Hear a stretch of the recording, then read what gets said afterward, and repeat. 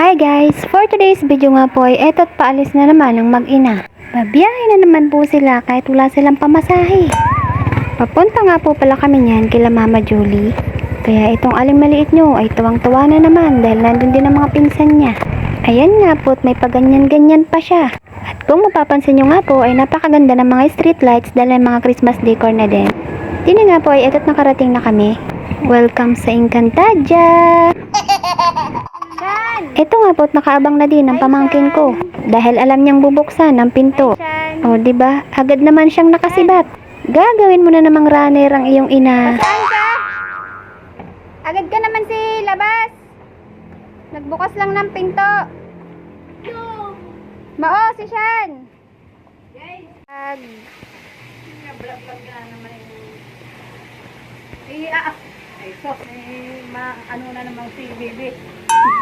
Ay iwas na iwas mahagip ng kamera. Kaya lumayo. Dini nga po ay hinahanap ng pamangkin ko ang kanyang ina. Doon sa palengke, iniwan si Shan. Ang sabi ko nga po ay nasa palengke pero nasa taas lang nagsasampay. O di ba? Napakamapang-asar talaga ng iyong mabe. Shan, iniwan ka na ng mama. Nagpunta na sa palengke.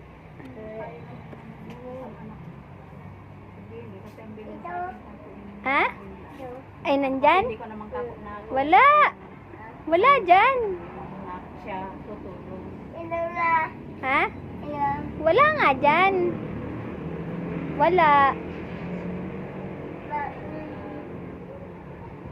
Hindi yan si mama. Si Mau yan. Mumu yan, mumu. At talagang tinakot mo pa. Pero hindi nga po yan matatakotin kaya wa-epek. At diyan nga po ay pakyat na siya dahil nakita niya ang kanyang ina. Mau nga. Nakita pala eh. Nakita si Mau. At dini nga po ay papunta ako sa patay. Hindi nga lang po siya basta kapitbahay dahil malapit din naman kami sa kanya.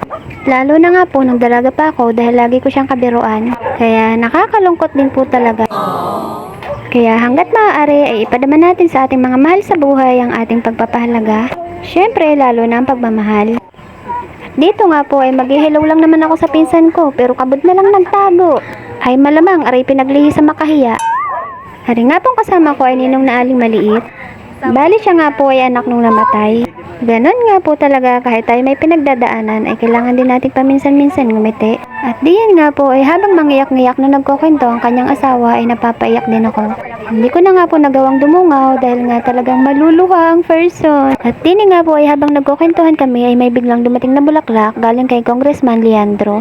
Maya-maya nga din po pala ay eto't pauwi na din kami. Kaya tinawag ko na sila mama at ate para magpaalam. Magpapahatid na nga lang po dapat kami dyan sa motor kaya lang itong aling maliit nyo ay nagliligalig. Dahil natatakot nga po siya pag hindi ang papa niya ang driver. At eto nga po nakasakay na kami sa tricycle pa uwi. At kung nakarating ka man nga po hanggang dito sa dulo ay nakoy maraming salamat po at see you in my next mini vlog.